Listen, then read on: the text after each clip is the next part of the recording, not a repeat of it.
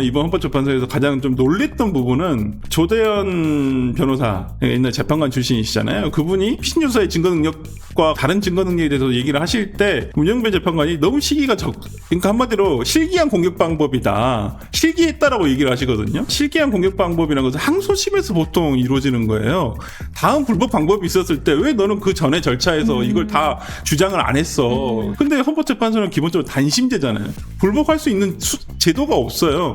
그렇다고 한다면 그것을 실기했다라고 저는 문영배 재판관이 얘기하는 것은 좀 개인적으로는 뭐 절차에 있어서 그런 그럼 언제 했어야 됐던 얘기죠? 그러니까요. 저는 결과는 차치하더라도 과정, 절차에 있어서는 최대한 저는 피청구인 측에서 주장하는 내용은 들어줄 필요가 있다고 생각을 해요. 꼬투리 잡힐 내용이 너무 많았다는 거. 그 점이 좀 매우 아쉽다. 저 개인적으로는. 그냥 마치 약간 좀 그런 느낌이었어요. 그냥 네 죄를 네가 알렸다. 너는 내란범이기 때문에, 너는 국사범이기 때문에 목을 쭉 빼놓고 참수를 기다려라.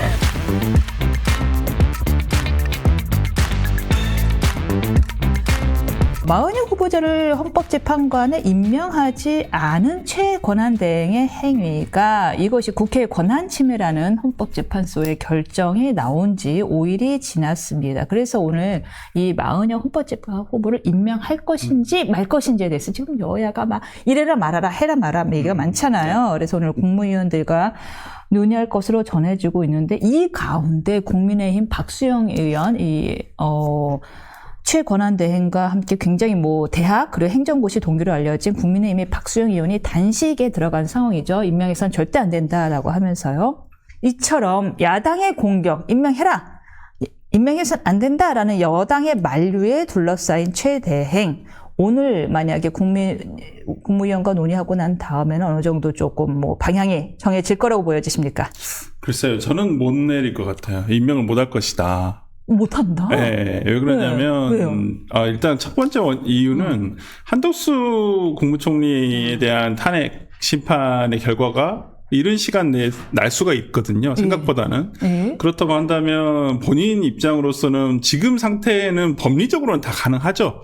대행의 대행이긴 하지만 임명 자체는 그렇지만은 이것을 정무적인 판단을 해야 되지 않겠습니까? 근데 이제 정무적인 판단을 해봤을 때는 임명을 강행한다는 게 본인으로서도 너무 부담스럽거든요. 이걸 그냥 한덕수 권한대행이 예를 들어서 국무총리가 돌아올 확률이 거의 없다라고 한다면 고민을 아마 해볼 거라고 생각을 해요. 근데 이제 어쨌든 간에 탄핵, 윤 대통령에 대한 탄핵 심판 전에 날 수가 있다고 한다면 굳이 본인이 여기에 대해서 임명권을 행사할 필요가 있을까? 한시적 권한이다. 네, 그렇죠. 그리고 이제 그 정당성이 너무 약하잖아요. 대통령의 권한 행사인데 대행의 대행 체제잖아요. 지금 어찌됐든 간에. 근데 우리가 사실 우리는 법조인들이니까 그 단어 명칭의 오류는 잡을 필요가 있는 것 같아요. 대행의 대행은 아니잖아요. 그냥 두 번째 대행일 뿐인 거죠. 그러니까 대행의 그 다음 순번의 대행 체제라서 아마 본인 입장에서는 할 수도 있죠. 해도 상관이 없고 왜냐면 헌법재판소의 결정문이 있기 때문에 거의 충분히 그 이유를 대서 할 수는 있겠지만은 저는 정무적인 판단이라고 한다면 지금 하지는 않을 것이다. 지금 하지는 않을 것이다. 저는 왜냐하면? 한덕수 국무총리가 만약에 돌아오게 된다면 저는 개인적으로 올 거라고 생각을 하거든요. 기각이 될 확률이 높다라고 생각하기 때문에 돌아온다고 한다면 한덕수 국무총리가 아마 이 부분과 관련해가지고 임명권을 행사하지 않을까라는 생각을 해봅니다. 그럼 자연스럽게 질문은 한덕수 전 국무총리가 돌아올 거라고 전이 보는? 아니죠. 현 국무총리죠. 네. 탄핵된 상태니까. 알겠습니다. 정지된 상태니까요. 죄송합니다. 국무총리가 돌아올 것이라고 보는 근거를 물을 텐데, 그거 여쭙기 전에, 만약에, 임명을 안 해요. 결정이 내려졌어요. 헌재의 결정에도 불구하고 임명을 안 할 경우에 최권한 대행에는 어떤 위법이나 그런 것이 되나요? 어떤 불이익이나 법적 조치가 가해지나요? 아니, 헌재 결정이 어떤 기속력이 있나요? 우리 헌재 결정 잘 아시겠지만은 강제력이 없잖아요. 강제력. 특히나 이번 탄핵 권한쟁의 심판에서 국회 측에서 그걸 요청을 했잖아요. 지위 확인. 지휘하게. 마흔역 재판관에게 헌법재판관의 지위가 있다는 걸 확인해 달라. 또는 아니면 이것을 그 임명권자가 임명을 하도록 해달라. 즉시 임명해달라. 그냥 아예. 이행 판결을 해달라는 거였잖아요. 근데 거기에 대해서 각하 판결을 했잖아요. 왜? 우리나라에 그런 법이 없어요. 그거 할 수 있는 의무이행 소송 자체가 없잖아요. 그렇기 때문에 여기와 관련해가지고 안 된다라고 한 것이잖아요. 그래서 일부 인용 판결이 났던 것이고. 즉시 임명은 안 하고 알아서 언젠가는 하시는 게 좋겠습니다. 그러니까 의무가 발생한다. 법적 의무가 발생한다라는 것인데 근데 이거 시기도 없어요. 결정문에 언제까지 예를 들어서 임명을 해야 된다. 이런 것도 없고 저는 뭐 민주당 쪽에서는 당연히 이걸 가지고 압박은 할 수 있죠. 근데 생각을 해보시면 뭐 헌법재판소에서 위헌 판결이 나거나 헌법 불합치 판결이 났었을 때 어떤 법률에 대해서 그걸 국회가 즉시 개정을 하나요? 아니요. 안 하잖아요. 그거 안 해가지고 몇 년 가는 것도 있어요, 실은. 네, 그렇기 때문에 여기에 한정해서만 굳이 물론 이제 헌법재판소 입장에서는 구인 체제를 만들어야 된다고는 하지만은 저는 개인적으로는 마흔역 재판관의 임명 여부가 윤석열 대통령의 탄핵 재판하고는 별로 상관이 없다고 생각을 해요. 물론 관여할 수는 있죠. 절차적으로 뭐 불가능한 건 아닌데 마흔역 재판관 입장에서도 여기에 본인이 심리에 들어가는 것도 부담스러울 것이고 뭐 이름을 뭐 남기기 위해서 할 수는 있겠지만 그렇다고 한다면 어쨌든 간에 지금 3월 중순으로 예정돼 있는 탄핵의 심판 결과가 최소한 3월 말로 연장이 될 수는 있거든요. 그렇기 때문에 저는 그런 부분에 있어서 오히려 마흔역 재판관이 이 심리에 탄핵 재판에 들어가지 않을 것이다. 그리고 마흔역 재판관이 만약에 심리에 들어갈 때라고 한다면 이건 전원일치가 아니란 얘기거든요. 뭔가 내부에서 인용을 확신할 수 없는, 그러니까 6명의 인용을 확신할 수 없는 상황이 펼쳐지고 있구나. 평의 결과가 계속된 평의 결과로 계속 했지만은 2명 내지 3명의 어떤 확고한 의사를 계속 주장하는 재판관이 있다라고밖에 생각할 수밖에 없잖아요. 지금 되게 중요한 포인트를 잡아주셨는데요. 민주당은 그간 8대0 파면을 자신해 왔어요. 8대0이다. 그런데 마흔역 재판관을 이렇게 임명해달라라고 서두르는 것이 지금 혹시 뭔가 지금 말씀하신 대로 뭔가 초조함이 감지되고 있다라는 건가요? 숫자의 변동이 감지되고 있다라고 봐도 못합니다. 뭐 지금 헌법재판소에서 정말 우리 뇌피셜입니다. 이루어지고 있는 평의가 지금 거의 절대 보완을 유지하고 있는 상황이기 때문에 그 누구도 알 수는 없겠지만은 뭐 저는 평의가 계속되면 될수록 아마 그 내부의 상황을 누군가는 공유를 할 것이다. 사람이 하는 일이잖아요. 그리고 재판관 입장에서 밑에 이제 헌법재판관 연구관들이 있잖아요. 그리고 지금 TF팀이 있잖아요. 헌법 탄핵심판 TF팀이 있는데 그 TF팀이 뭐 모르겠습니다. 문영배 재판관 표현대로라면 대부를 쓰는 사람들이잖아요. 그러면 이 평의 결과에도 영향을 미치지 않을까요?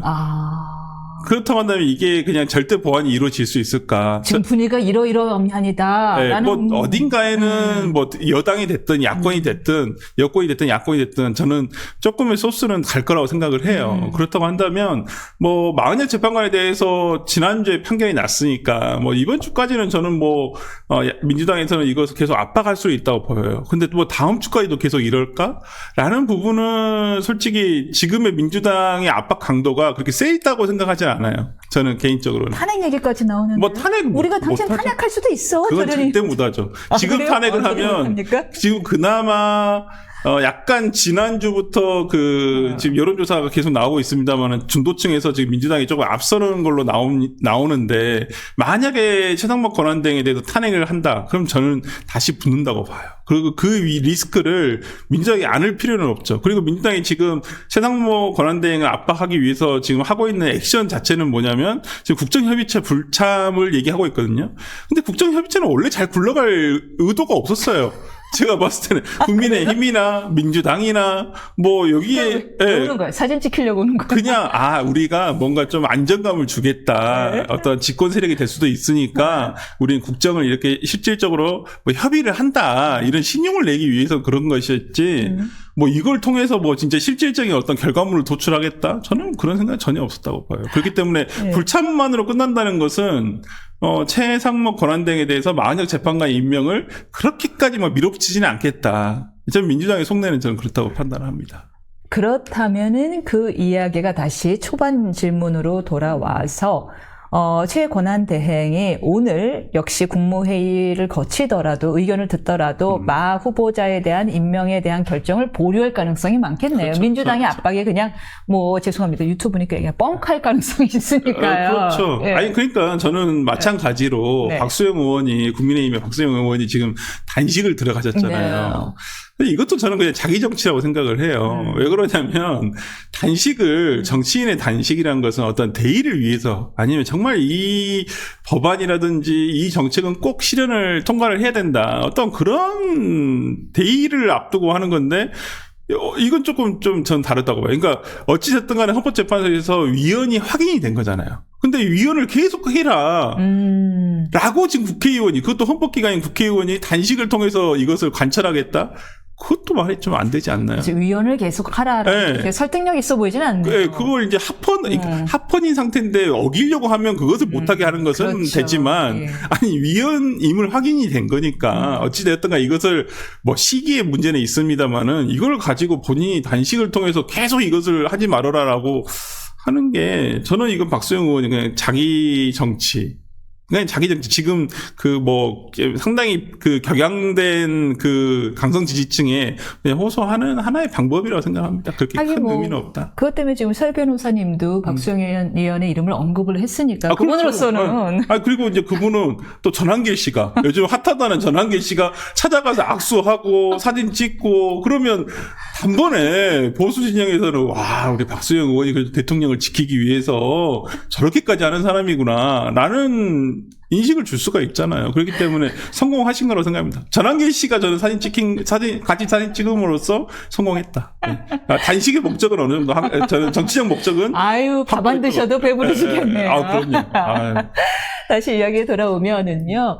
그렇다면 이 최고난대행은 결국에는 아까 전처럼 한덕수 국무총리의 탄핵 결정 여부에 따라서 이제 마은혁 후보자에 대한 임명을 결정할 것으로 보는데 좀 전에 그 말씀을 주셨어요. 한 국무총리에 대한 탄핵 심판은 결국은 기각될 것으로 보인다. 네. 그 근거는요? 일단 탄핵 사유라고 들어간 것이 5가지가 있잖아요. 네. 거기에 보면 3가지는 총리 시절, 2가지는 권한대행 시절에 대한 내용이에요. 대부분이 내란죄에 공모를 했다라는 부분인데 이 부분은 정확하게 드러나지는 않았어요. 그리고 뭐라 했더라? 김건희 여사 거부권에 대해서 건의를 했다. 그건 건의할 수도 있잖아요. 국무위원회 한 사람인데 그게 탄핵 사유가 된다고 한다면 나머지 국무위원들은 왜 탄핵을 안 하는 거죠. 그렇기 때문에 어떤 저 사유 자체가 지금 탄핵에 이르기는 너무 어렵다. 그러니까 이거 탄핵을 우리가 판단하는 기준이 위법하냐 안 하냐라는 문제와 또 이 위법하다고 했었을 때 어떤 직을 수행할 수 없을 만큼의 중대한 위법이냐 이 2단계로 우리가 나눠서 보고 있잖아요.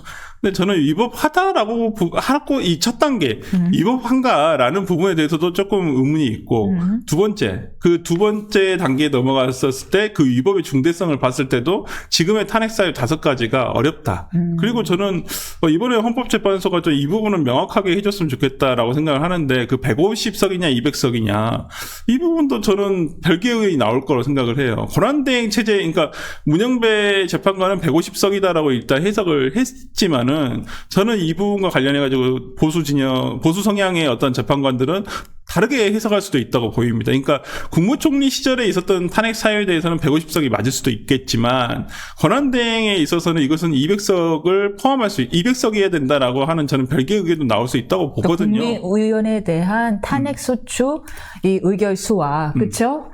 그렇죠. 대통령에 대한 의결수가 다른데 2분의 1이냐 3분의 2냐의 문제잖아요. 네. 근데 이제 2분의 1도 오케이라고 본 문영배 소장의 의견에 대한 다른 별개 의견이 나올 수가 저는 있다. 나올 수 있다고 봅니다. 그리고 이건 좀 제가 봤을 때는 200인이 맞다라고 생각을 하는 이유는 뭐냐면 맞다고 보시는 거예요. 왜냐하면 150석이라는 과반수는 차지하기가 쉬워요. 어느 일 정당에서. 우리나라 같은 지금 완전 양당제가 굳어져 버렸지만은 근데 그렇게 된다고 한다면 그냥 걸핏하면 지금 민주당이 행사하고 있는 것 같이 탄핵이라는 제도가 마치 내각 해상권하고 비슷해지거든요. 한마디로. 저는 그 부분은 좀 문제가 있다고 봅니다. 그러니까 탄핵을 남발하는 것들이 뭐 검사에 대한 탄핵, 지금 국무위원들에 대한 탄핵, 감사원장에 대한 탄핵, 이런 것들이 전부 다 솔직히 탄핵 사유가 되질 않아요. 기본적으로. 근데 거기에 대해서 정치적인 목적을 가지고 탄핵을 남발했지만, 어찌됐든 간에 이런 것은 대통령의 의회 해상권이 없는 상황에서 그냥 의회는 내각 해상권을 행사하고 있는 거랑 똑같은 결과를 가져오고 있는 것이거든요. 물론 대행 체제가 있기 때문에 이 직을 연결받아가지고 하는 사람이 있겠지만은 어찌됐든 간에 그 자리에 있어야 될 국무위원들에 대해서 탄핵이 계속 돼버린다고 한다면 행정부 입장에서는 당연히 이건 뭐야, 의회가 계속 탄핵을 했었을 때 속수무책이라는 것이거든요. 그냥 150석만 있으면 무조건 탄핵 발의가 될 수가 있잖아요. 그러면 저는 이 부분은 좀 앞으로 탄핵 제도를 조금 우리가 좀 다시 한번 개헌을 통해서 손을 봐야 되겠다는 생각은 좀 듭니다. 굉장히 중요한 말씀을 주셨는데 1987년 헌법체제가 그 역할을 다했다. 개헌의 필요성이 계속해서 대두되고 있는데 대부분의 시각이 제왕적 대통령제의 그 비판의 시각이 집중돼 있단 말이에요. 말씀대로라면은 국회에 대한 견제의 필요성도 개헌에 좀 들어가야 된다라는 거죠. 네, 그렇죠. 예. 그러니까 개헌을 네. 지금 단순히 임기에 대한 부분에 너무 집중해가지고 3년 단축, 임기 단축 어떤 개헌을 얘기하겠다라고 하는데 저는 실상 임기 단축보다 더 중요한 것은 권력 구조에 대한 게 더 크거든요. 맞아요. 네. 형식이 뭐 그리 중요하겠어요. 실질이죠. 누가 몇 년 하는 건 솔직히 그렇게 중요하진 않아요. 그때 다 해먹으면 되죠. 짧게. 3년을 하나, 1년을 하나. 예. 그리고 대한민국에서 대통령 5년제지만은 3년 넘어가면 대부분 레임덕이에요. 그래서 크게 나머지 2년이 의미가 없는 상황인데. 중요한 건 실질입니다. 네, 그래서 이제 권력 구조에 대한 개편과 저는 이번에 들어왔듯이 중앙선관위라든지 이런 부분에 있어서 거의 너무 독립된 기관을 만들어주다 보니까 내부 감찰만 남아있고 외부에서는 어떻게 감시할 수 있는 이게 하나도 없어져 버렸다는 부분에서 감사원에 대한 부분도 조금 다시 살펴볼 필요가 있어서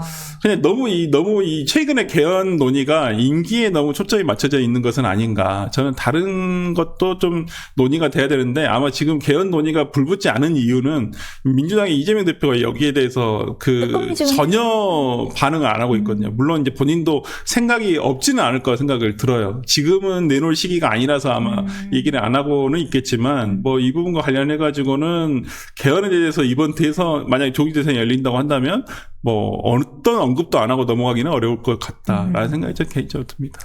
맞습니다. 다시 이야기 돌아와 보겠습니다. 그런데 만일 권한대행의 마후보자를 임명해도 문제예요. 임명할 경우에는 잘 아시다시피 이제 하도 얘기가 많이 나와서 여러분도 잘 아실 겁니다. 변론 갱신 절차를 새로 거쳐야 되거든요. 왜냐하면은 그게 이제 형사법에 나와 있는 거예요. 재판부가 새로 임명이 되면은 그 다음에 이제 그 전에 이루어진 것들, 그 전까지 재판에 이루어졌던 거 녹취 다 하고 그럴 시간이 필요하기 때문에 길을 한 번 더 잡아야 돼요. 네.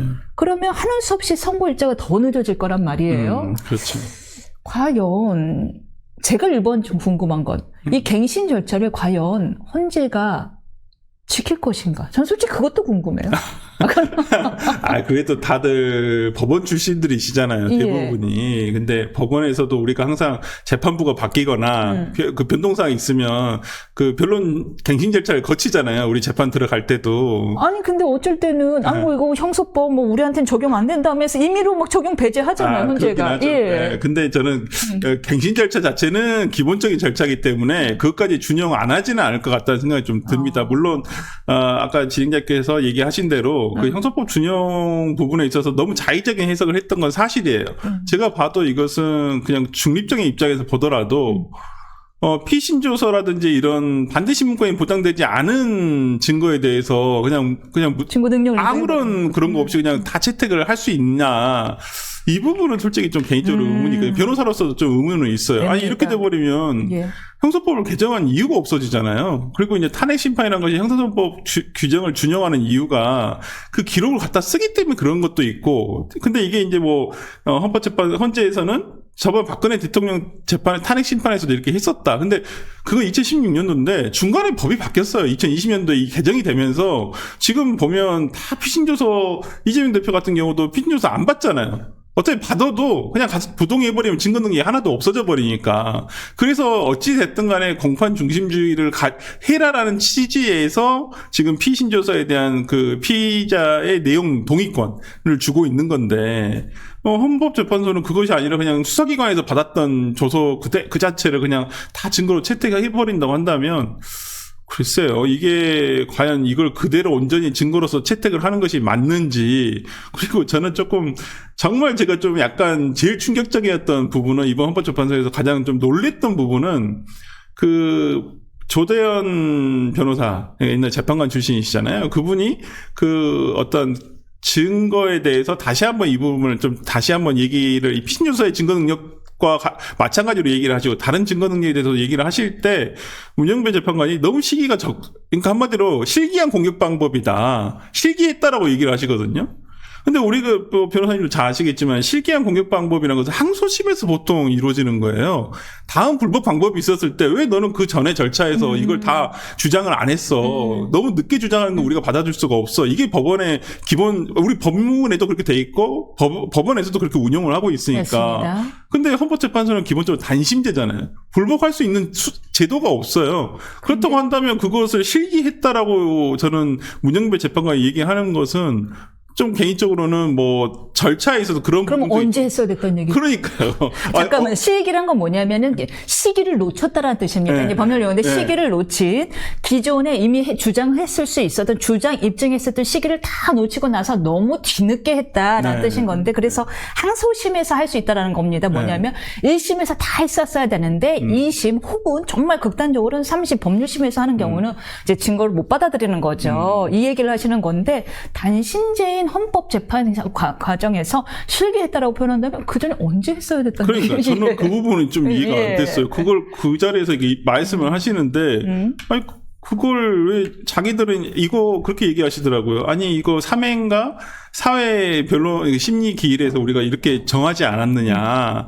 그러니까 뭐 이미 이걸 이제 와서 주장하는 게 말이 되느냐. 1시간 30초 지난 다음에 30초 지난 다음에서 그런 아니 그래서 1시간 32분째 얘기했나요? 저는 그렇게 말씀하실 필요는 없다고 봤거든요. 제 개인적으로는 그러십니까? 저희가 그러면 평의를 해봐서 이 부분을 한번 평의를 통해서 결론을 내고 말씀드리겠다. 이렇게 얘기하면 그냥 될 문제예요. 근데 그걸 그냥 이런자의 실기란 표현으로 그냥 이걸 그냥 막아버리시더라고요. 그래서 이제 조대현 재판관이 그다음에 변호사가 이제 가방을 싸가지고 이제 나오셨잖아요. 그렇죠. 항의하는 차원에서. 많이 화가 나요. 저는 결과는 차치하더라도 과정, 절차에 있어서는 최대한 저는 피청구인 측에서 주장하는 내용은 들어줄 필요는 있다고 생각을 해요. 개인적으로는. 맞아요. 그래야지 그다음 결과에 대해서 누구나 승복을 하죠. 승복을 할 수가 있는데 지금 대통령의 지난 마지막 마지막 변론에서도 승복이라는 단어가 잘 나오진 않았던 거예요. 제 기억에는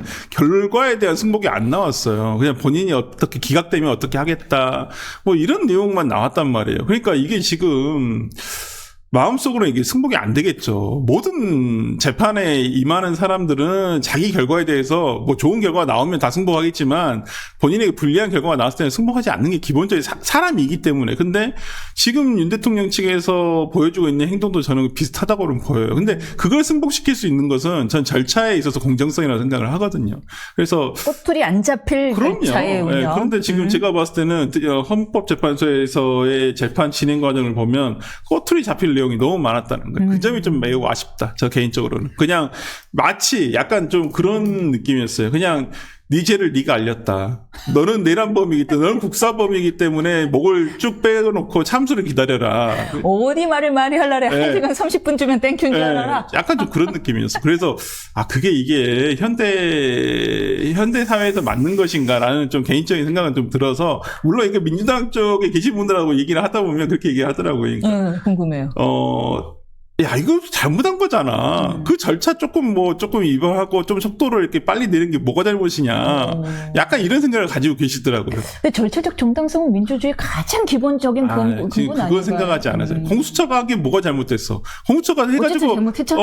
근데, 문제가 있잖아요. 네. 그렇게, 어찌됐든 간 지금 최근에 밝혀진 내용은 뭔가 지금 석연치 않은 절차적인 내용이 있었다는 거잖아요. 그 안에서 중앙지법에 신청을 했었는데 이게 수사권이 있냐 없냐에 대한 문제가 있었는지 없었는지 모르겠지만은 어쨌든 문제가 있다는 것이 드러났고 그래서 서부지방법원을 했지만 그 이후 그러니까 그러면 그 이후 절차만 가지고 얘기하죠. 체포제 영장 이 절차에 대해서도 그냥 기각이 났고 그다음에 뭐 적부심도 뭐 기각이 났고 그러기 때문에 어차피 나오지 않았느냐. 그렇게 다 하는데 기각되지 않았느냐. 저는 그건 아니라고 보거든요.